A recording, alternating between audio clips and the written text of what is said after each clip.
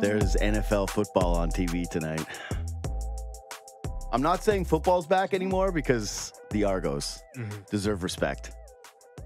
The Argos are too good to not get your respect. But NFL football is back. I tweeted out, I posted on my socials a bunch of my favorite futures bets yesterday. I really do think that they're the greatest futures bets I've ever done.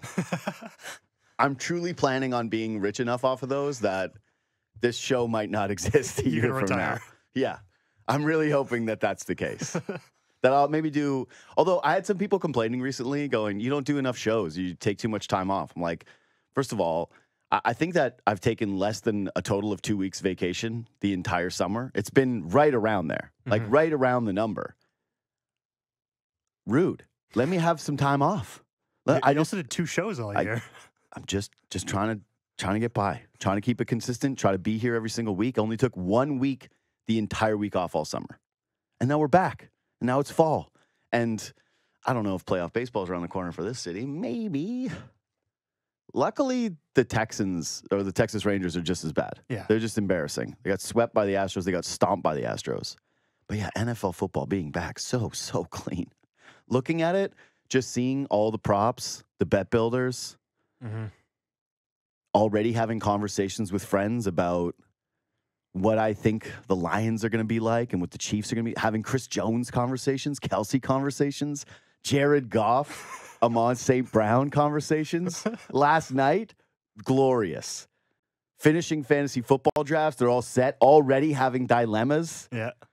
You know, the Thursday night football game, the worst thing about it for fantasy is you get players in the game when you have them, but then you're like, Sunday won't be as fun because I'll have guys done. Yeah, true. I do that every time. Stakes are lower. I don't like it. I don't like playing guys on the Thursday. I love having guys on the Monday night game where you have the hammer, where there's the final hope. You have the players that are going to close the deal for you.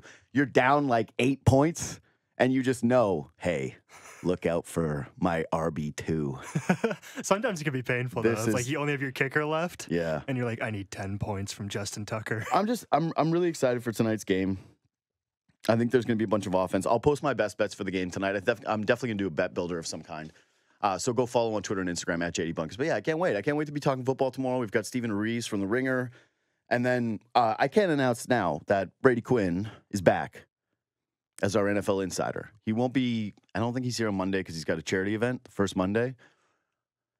But yeah, Brady Quinn, NFL insider for the show this year. Very excited to have the guy back. He's great. Love him. Had him before, wanted him back, got him back. There's just going to be a lot of football coverage on the show. I think people know that this show is pretty reliable for making sure that you're going to get covered with the NFL. Anyway, we might have to talk even more NFL because just the Jays. So I'm not going to spend a ton of time on this, and maybe I'll talk a little bit about it with Shulman. By the way, we have Jordi Fernández, Team Canada basketball coach today. If you're on the podcast, you already saw it in the description. If you're on the radio, you're like, ooh, that's nice. If you're streaming it, ooh, Jordi. And Dan Shulman today. Normally don't do 2 guests, but I'm going to talk a little bit of Blue Jays with Dan. But I'll just say this. It's really hard to watch these games right now. And they won 4 of 6 on this road trip. And let's just be honest. It's a game short. They should have won 5 of 6 against these crappy teams. They blew that game to Colorado in horrifically embarrassing fashion.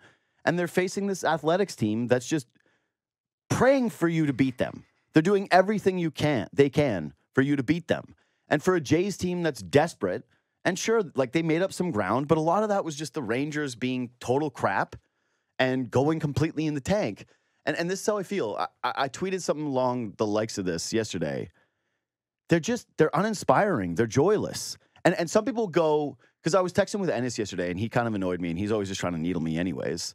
But he's like, oh, so sorry. This is playoff baseball. This is what it's about when you're a good team. You grind towards the playoffs, and it's tough to watch baseball down the stretch because the stakes are so high, and people wanted September baseball. They get it. They're complaining. No, that's not true.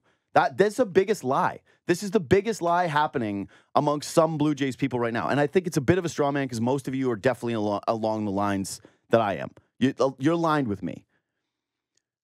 Having playoff chases in 2020 was pretty fun. 2021, when they missed, was fun.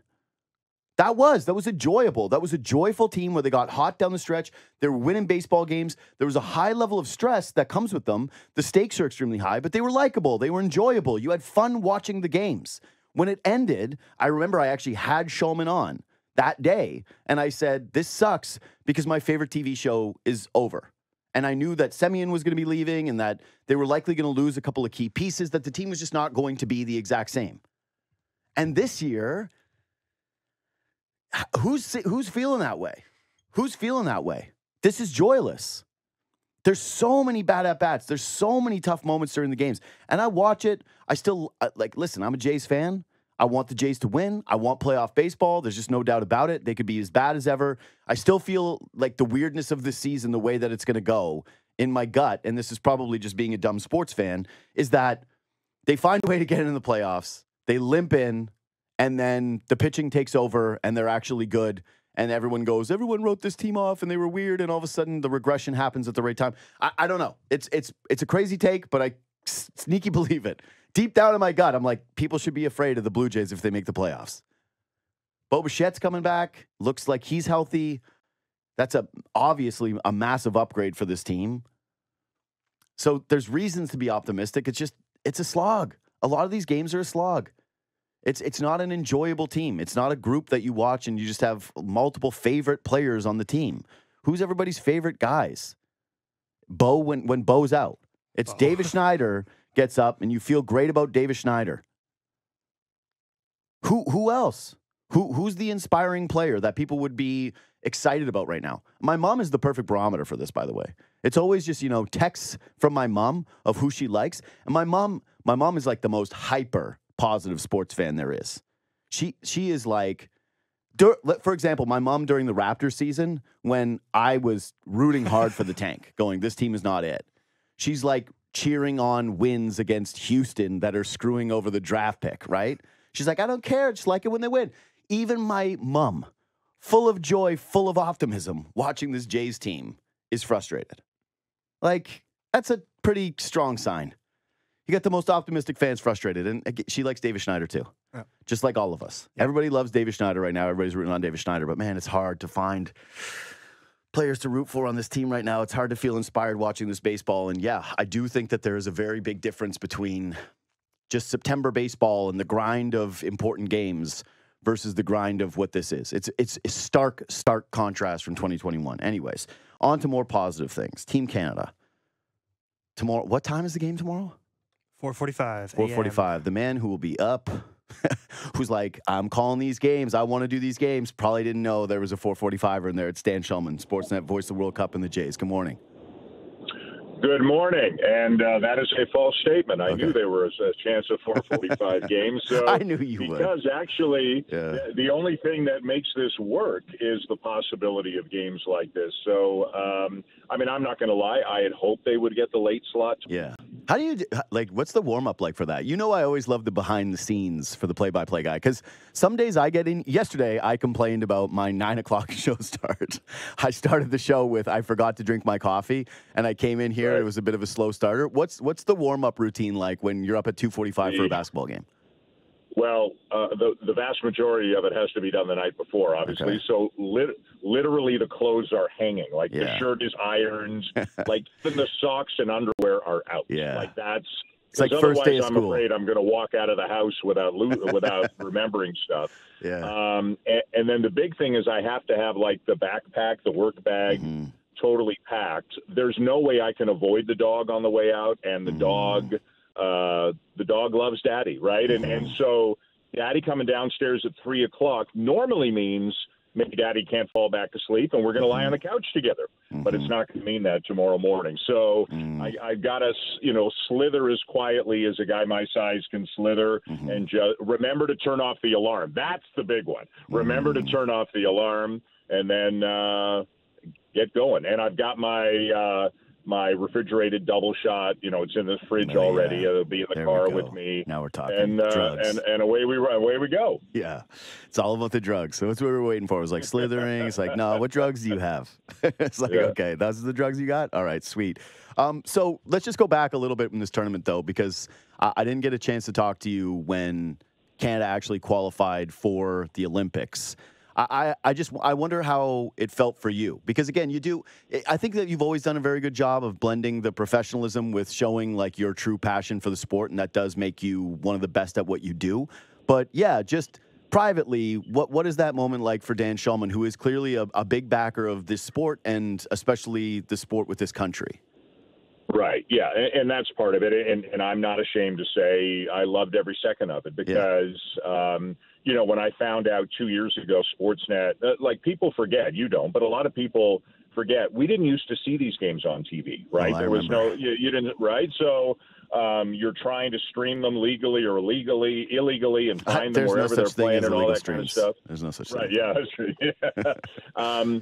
But so when I found out Sportsnet got the rights for all the Canada basketball games 2 years ago, like I called up the people in charge right away and literally begged. I said, you tell me what has to make it work for me to do this and let me do this. So, and believe me, it got a little complicated putting together the Blue Jay schedule and the Canada schedule over the last couple of weeks, obviously. But I will, unabashedly admit this might be the most exciting for me personally, exciting sporting event I've ever done. I love that. And I've been very, very, very lucky, as you know. I've done a bunch of World Series and big college basketball games and even the Jose Bautista bat flip but this one and I think I would put it right on a par with the Jose Bautista game because in some ways they're similar. The Blue Jays had not been in the playoffs forever, and that home run was like an entire nation exhaling and saying, oh, maybe it's possible.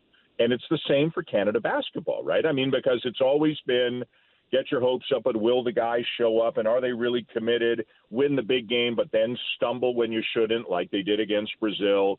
Now their backs are up against the wall against Spain. I thought there were a lot of similarities, actually, between 2015 Blue Jays and 2023 Canada right now. So I loved every minute of it. It's funny. I've gotten to know Alvin Williams very well the last couple of weeks, and this has kind of been his introduction to FIBA basketball to a certain extent, certainly, covering it this much. So we've all, given him all the horrific backstories of the close calls and all that. And like, he's all in, he's an honorary Canadian.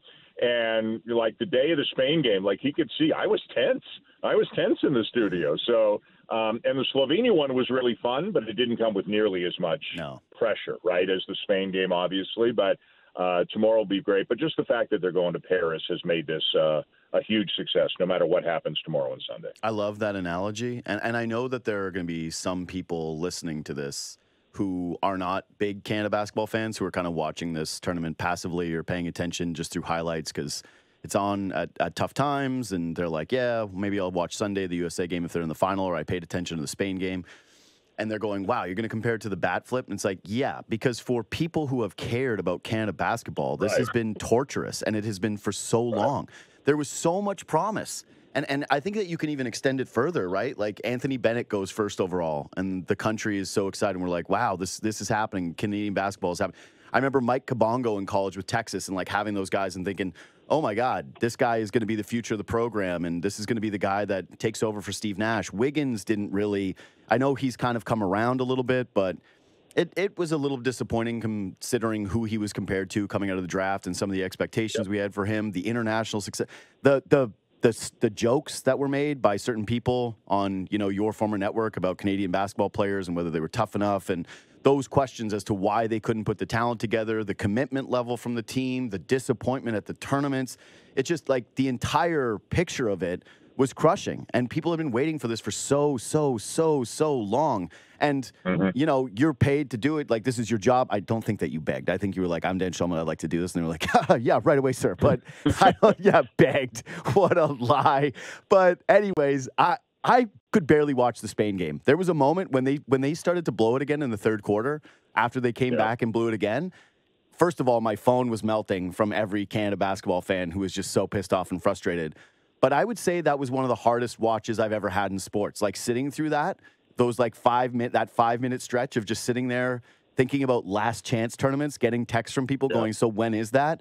I was heartbroken, truly crushed. And so you're right. The next round or the next game didn't really feel like it had any stakes because it was mission accomplished. You did the thing. You got to the Olympics. You assume that a lot of guys are going to show up to the next one. I guess Are you going to start to feel that a little bit more with the next game, knowing that it could be the States on the horizon? Because that one, that does feel like real stakes, the idea of Canada getting to test themselves against the Americans. Yeah, let me go back a bit. So even like when the draw came out, if you were a follower of Canada basketball, you were like, oh man, real? Are you serious? Like, you know what I mean? Like group of death again, and they got to beat France and Spain probably to get through. And then the first quarter against France, and they're not playing well. Then the second half against France was as exhilarating as anything of all of this, except for the Spain game, obviously, because they beat France, and then. They blow out Lebanon. Latvia, they play terribly in the first quarter, and they're down again. But the Spain game, and I'm with you, like they're down 10 at the half, and they come back, and they tie the game in the third quarter, and I'm all fired up. And then they go down 12, I know. And Usman Garuba has the dunk of the century at the end of the third quarter and hangs on the rim, and the horn blows. Nobody got back on defense for Canada. Looked like they quit. And Ben, who my son, we were texting through the whole game, and we were like both. I can't see it. Like the way that quarter ended, I can't see it. So the way they came back and won was phenomenal. To look ahead, so firstly, I've watched a few of the Serbia games. They're great. Yeah. They're great. In my opinion, they're the best team Canada will have played yet in this tournament. I don't know anything about betting odds at the World Cup, but I'm not. And Canada might be favored because of Shea, but I'm telling you, -5.5. They are okay. Yeah. So I came to the right place. So, but I'm telling you, they're really good. They're really, really good. So I think the way I kind of think of it is, if they win tomorrow and then lose to the U.S., or if they lose tomorrow but then beat presumably Germany, say for bronze. Like going home with a medal, I think, is a phenomenal accomplishment at this tournament. The one thing I don't want them to do is lose their last two games, right? And go with that taste in your mouth. But part of me, and this is going to sound really silly, so I hope it makes sense. Part of me thinks if they get really, really, really close to winning the whole thing but don't, then, oh boy, are they fired up going into Paris. You know what I mean? Like a silver here or a bronze here might help them get a gold there. And maybe that's wrong. And the U.S. will have largely a different team, right? A better team in Paris than they have here, as good as their team is here. But, now that they've beaten Slovenia and they're still going, I want them to keep going, but in a weird reverse psychology kind of way. I think having some extra hunger going into France would be great, but I know everything I've just said is blasphemous. And I know if I said that in the locker room, they would toss me out. Yeah. So, hey guys, stay hungry for the Olympics. Dan, get out. Yeah.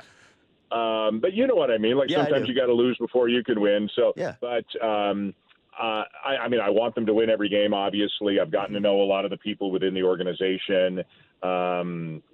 Including Mike Bartlett and Jordi Fernández, and the work that they have done behind this. Like, think about this. Jordi Fernández was announced as the head coach June 28th, and the first practice was August the 1st. And he had to get 7 NBA players and a bunch of other pretty good guys, too, to buy in instantly. And, they had the 5 warm-up, the tune-up games and all that, and they had their highs and lows there. But I think he's done great, and I think all the behind-the-scenes work they did, when they said to guys, you got to commit for 3 years, like you're in or you're out. That's a risk, right? So, and even the way Jordi Fernández called out the guys after the Brazil game, because, he called out the guys, right? And individually, by name, so including Shea Gilgeous-Alexander. So he called out Dylan Brooks again after the last game, despite Dylan Brooks being the main reason Canada is even here.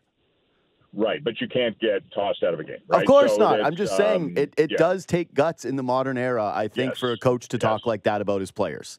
Like 100%. And I'm giving him credit for that, because he could have walked in and they could have said, who does this guy think he is? And he's got some equity in the fact that he's been in the league for 7 years with 2 different teams, including Jamal Murray's team for 6 of those years. And he's coached internationally, been an assistant and an associate head coach internationally as well. But, he doesn't have every credential that a guy at his level typically has. And I'm telling you, he's a soft-spoken guy most of the time. But I don't know if you saw, I'm sure you saw online, that first time out in the France game in the first quarter. It didn't air on Sportsnet, but it was part of the FIBA World feed. Awesome. Yeah. Awesome. I mean, if you don't fall in love with the guy in that timeout, his first time out in the first game, if you don't love that, so I think it's been great, and I'm rooting for them 100%. And I'm happy for the Melvin Edgems and the Phil Scrubs, like these two guys getting a chance to play, who have played all over the world for Canada with no fanfare, and that they're getting a chance to get some minutes too in this tournament. And again, for all of us weirdos who have stayed up trying to stream a game from God knows where on the other side of the world, this is very, very, very exciting stuff to see them finally putting it all together. Absolutely have to have a Carleton man on the team at all times. If they don't have a Carleton guy on the Olympic roster, it's a huge failing by them. This is a winning program. Winners win. Stick with the winners. I love everything you said. I agree with a lot of it. I actually have Jordi on after you today. I'm excited to speak with him for the first time. Yeah, nice. I'm excited to try to get to know the guy a bit and pick his brain, because I like that timeout so much, Dan. That one timeout that after I saw it, I texted a couple of people going, Raptors got the wrong head coach. I was like, this should have been the guy. That's how much I like that timeout. So, no, it resonated with me as well. Okay, so I know you got to fly pretty quickly here, so I want to hit just two quick things. I know you're not watching the Blue Jays as closely, or maybe you are, given the time differences. But, I'm going to spin it this way, and I know some people are going to hate probably this question, but what has you feeling maybe most optimistic right now? Because I find these games very difficult to watch. What has me feeling most optimistic right now is that the Texas Rangers are a dumpster. Yeah, they suck. That's what has me feeling. Right. Yeah. So I have watched. I'm back on the Jays tomorrow night. I'm doing the double duty thing on the weekend, and you are Mr. Preparation. And I'll cut some corners here and there if I have to. But so what has me feeling optimistic is they're not sweeping, but at least it's been 2 out of 3 the last 3 series. And I'm hoping Bo Bichette is back tomorrow. But you're right. Like the Colorado game they lost, they needed to find a way to win that game, and yesterday it happens. Like the best team in baseball is not going to beat the worst team in baseball every time. That the Colorado game is the one that bugged me the most. For sure. So I thought they needed 5 or 6. Yeah. I think they're playing fine. I don't think they're playing great, but they might be playing well enough. But I'm hoping that Eric Swanson is back soon, because the bullpen has sprung a couple of leaks recently. I'm hoping Bo Bichette is back. Very excited about Schneider, Horwitz, and Clement. Love all 3 of them. You can make a case all 3 of them could have been up earlier for one reason or another. You got to put your best 9 on the field every night. Still hoping Vladdy finds it at some point. There have been little signs here and there, but excited about the new guys in the lineup and the approaches they have. They all have different approaches than some of the older guys, and I think that's encouraging. But I don't know that I feel great about it, but I still think they might be able to do enough to get in. But it's all going to come down to that Texas series. You take 3 out of 4, you do 2 things. One, you take 3 out of 4, so you put them 2 games further behind you, and you win the tiebreaker. And tiebreakers are not to be sneezed at this year. No. So a split gives Texas the tiebreaker. It's got to be 3 out of 4 for the Blue Jays. So. That's going to be a very stressful 4 days next week. Yeah, I'm going to go. I'm going to go to the games, even though I got to say the renovations have been great. I'm excited for next year's renovations, but I think I don't even know how many games I've been to. I still haven't seen a Vladdy home run live, which is insane. Like I haven't seen one at the ballpark this year. I've seen, and if you can tell me the amount of home runs I've seen, not many. It's not been the best. The Rangers are 5-15 since August 15th. That's the story of this. And I think that's the bit of the frustrating stuff, is that the Jays are in and around it, but it weirdly doesn't feel like they should be. And it's kind of because of that Rangers swoon. And I'm with you about the younger guys where I go back and forth. I'm kind of a jerk about it because whenever they're doing something productive, and I do enjoy watching them, they have a little bit of like the bad news Blue Jays thing. That's what I keep saying with it when it's like Horowitz and Schneider and Clement. And I go, oh, this is cool. This is fun. But then whenever the Jays can't score and I'm looking at the infield and it's those three guys and then there's like Espinal around and I'm looking at the roster and Whit Merrifield's in the 4-hole, I'm like, I hate this so much. I never thought this was going to be the way that it is. So, yeah, I'm trying. I'm doing my best. It's just, God, beat the Rangers 3 or 4. Just shut everybody up, win 3 or 4, and stop doing the thing every series, which is, I think you're right, the Athletics game happens, the Colorado thing. It feels like even when they try to string together a couple of games, they always give you the one game in the series where they remind you, like, hey, we're going to hurt you. Right. Like, there's going to be a price that you pay for this. And you're like, thanks. We need that one game, huh? Okay. All right, last one. Then we'll let you go. Quick one. How you feeling about Packers? I haven't invested as much time into preparing for the season as I should. Just fan gut. Like you're finally. This is the first time you haven't had like an elite quarterback, a top tier quarterback since what? When did Brett Favre show up? Like 90 something, mid-90s. Yeah, like I was gonna say 96, 95. Yep. Yeah. Gut feeling is Love will be neither great nor terrible. He'll be okay. Lots of good young, skill position players around him. They will be fun and interesting. The division's not great. No. They'll go 8-9 or 9-8, and it'll be a nice first year of a new era kind of thing. But, honestly, like nobody knows how good Jordan Love is. Like, I don't know. He's still like a mystery. He barely played in the exhibition game. So my expectations are lower than they've been in any previous year for the last 32, right? So, but I just want a good, fun year and win a few games, and let's see if he's good enough to be a starting quarterback. I hope he is. And I have a lot of Luke Musgrave stock. So – all the hype around him. All the hype around him. I was like, all right, let's see what you got. If he sucks, I'm gonna be texting you every drop. You're like, oh, damn, what is happening with old Musgrave? Anyways, man, thanks for the time. Have another great call tomorrow morning. Enjoy the drugs. Look forward to your text at 4:45. See you, pal. There goes Dan Shulman, Sportsnet, voice of the World Cup, and the Blue Jays will be back tomorrow. Yeah. Oh, Favre showed up in Green Bay in 92? 92. It was his first year as a Packer. First year starting? Yeah, I guess he went right away. Started 13 games. Yeah.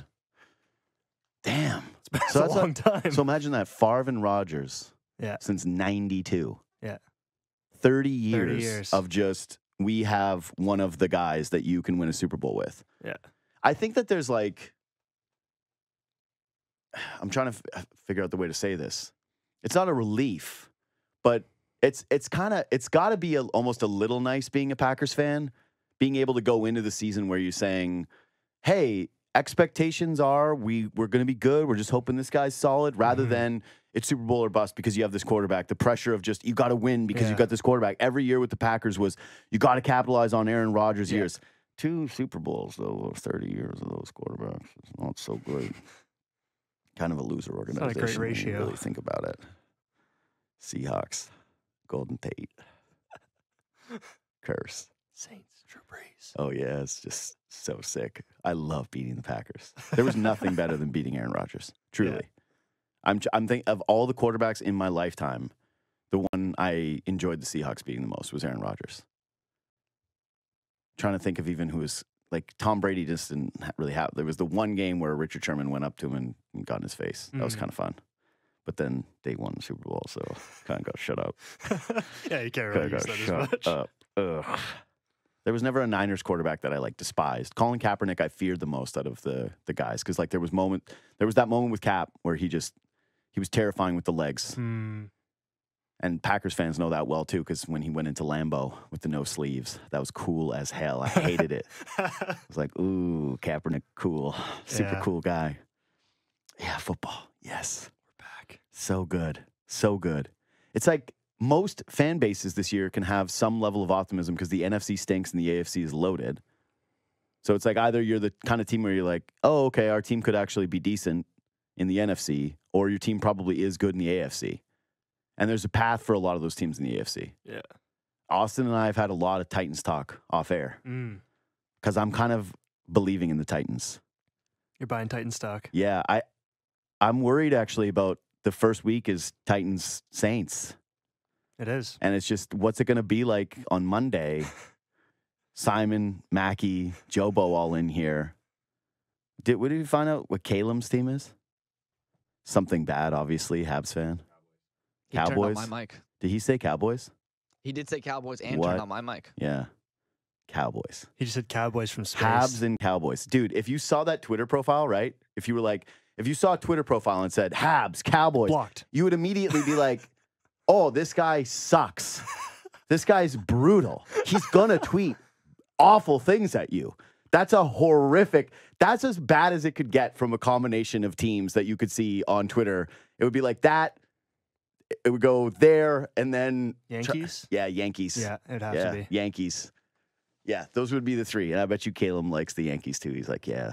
My parents live in Texas. They live right in Dallas. I gotta support the home team, man. Are you from Dallas then? Dude, this guy's like, my dad's from Montreal, but we're from Dallas and we live in Calgary. Is this Caleb's? I have an excuse for everything for liking all the bad stuff. Anyways, Jordi Fernández, Canada men's national team coach.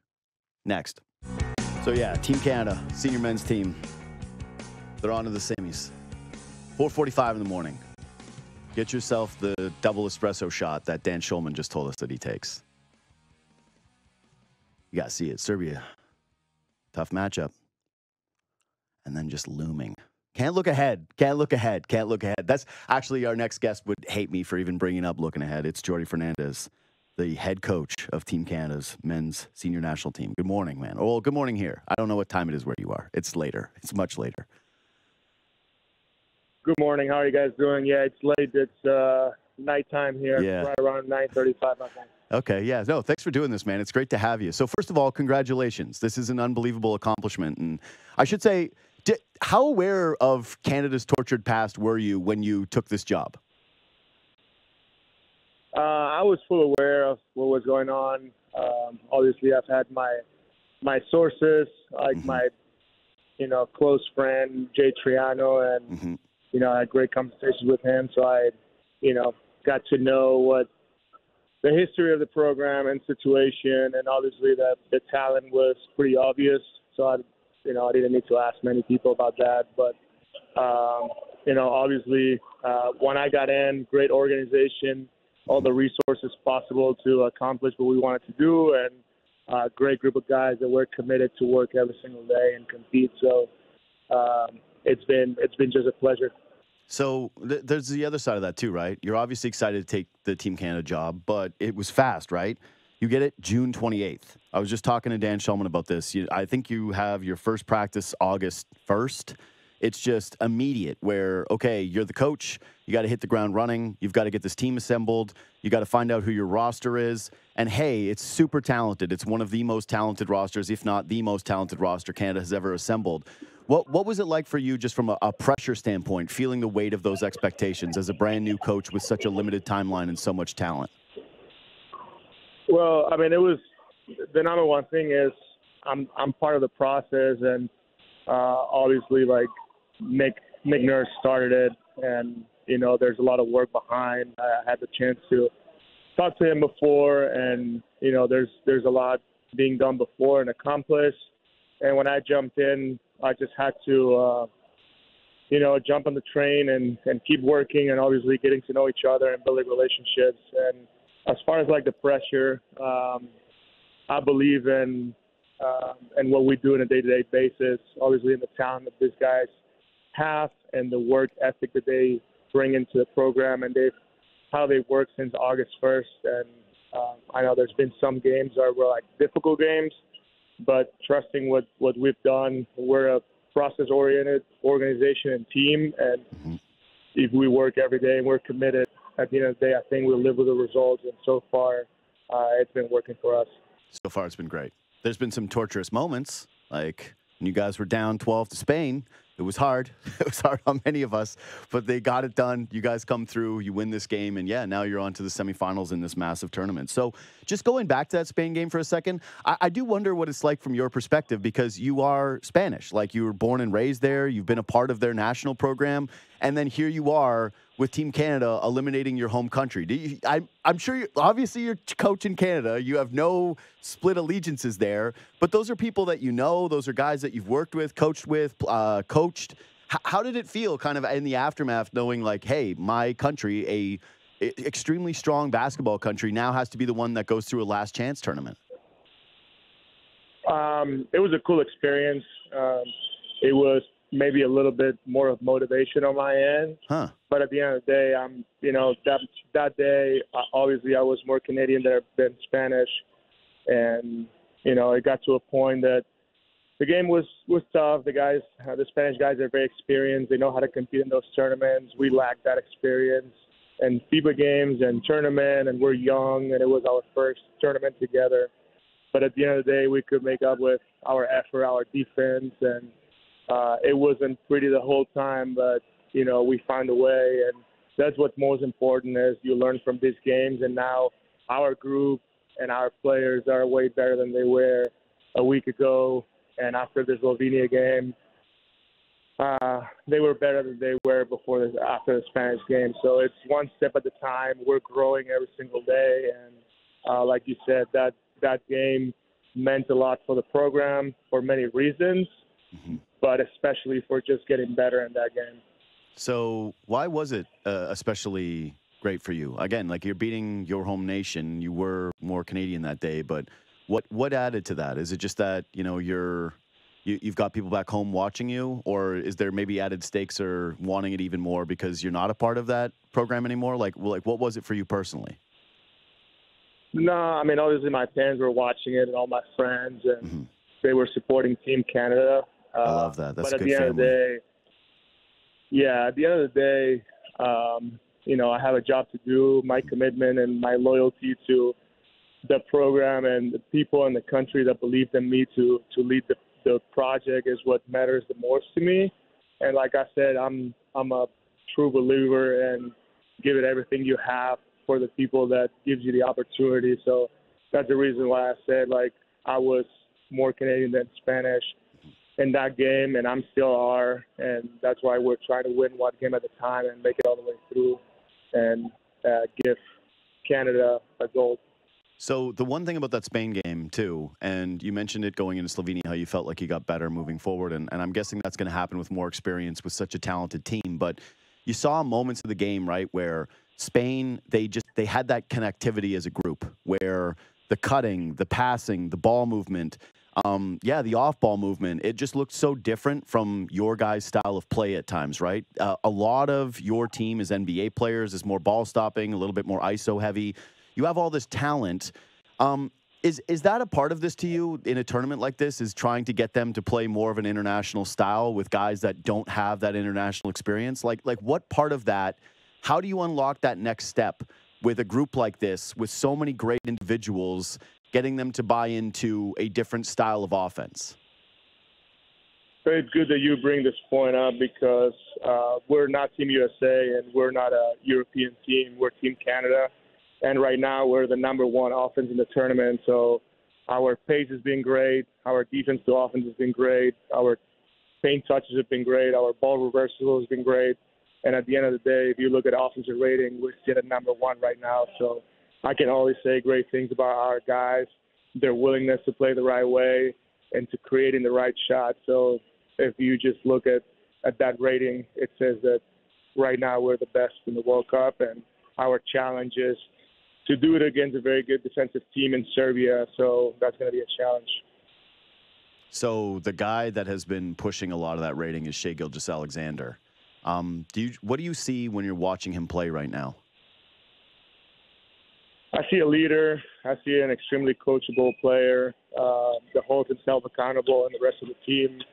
And that's the reason why we're so good. But at the end of the day, Shea's got his role. He's got his job and his team, and his job at his role is as important as the next guy and the next guy and the next guy, all the way to 12 players. So I think that these guys have done a great job creating a team that gets along off and on the court. And if you watch us play, I think that you can tell that we play as a team. And whether you play whatever style of basketball you play, you can see that. So Shea's been great. He's been a leader for us, and moving forward, we're going to need this, his role to continue to be that.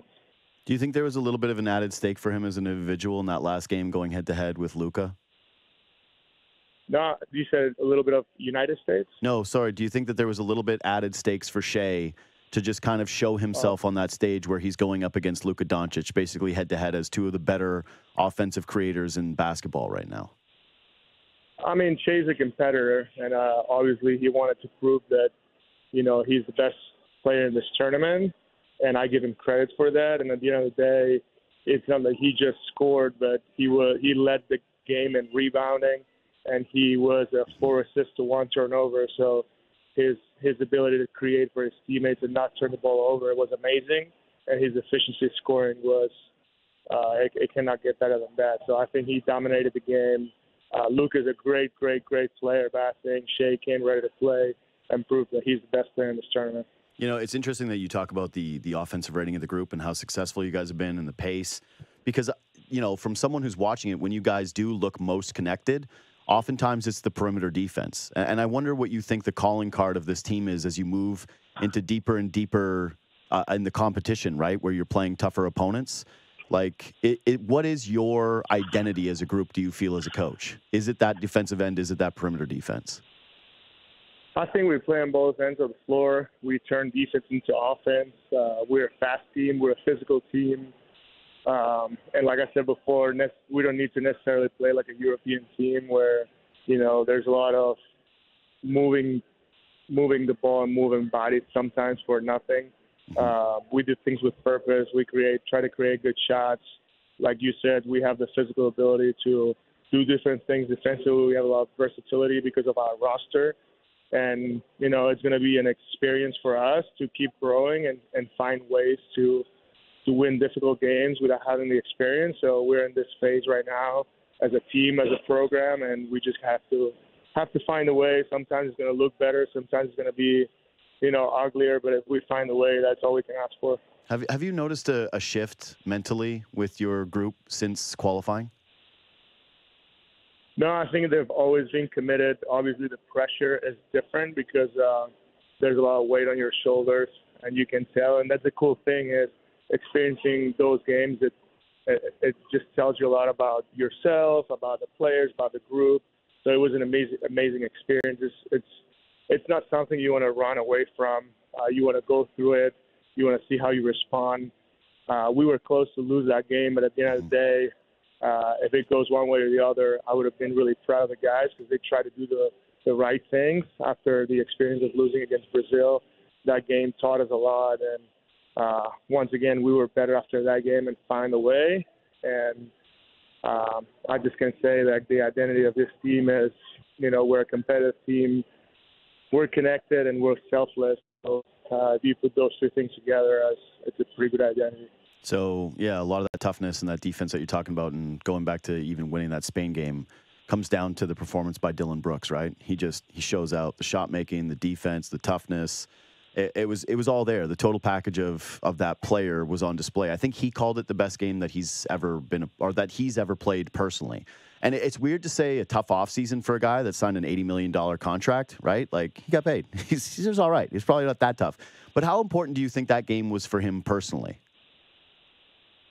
I think it meant a lot to him, but I'm happy that he was able to perform at that level, obviously because without that performance, we're not in the Olympics, we're not in the quarterfinals at the time, and we would not be in the semifinals. So I'm happy for him, all the work he's put that we've only seen us and the team day-to-day, his attitude, his commitment, his toughness, and accepting his role.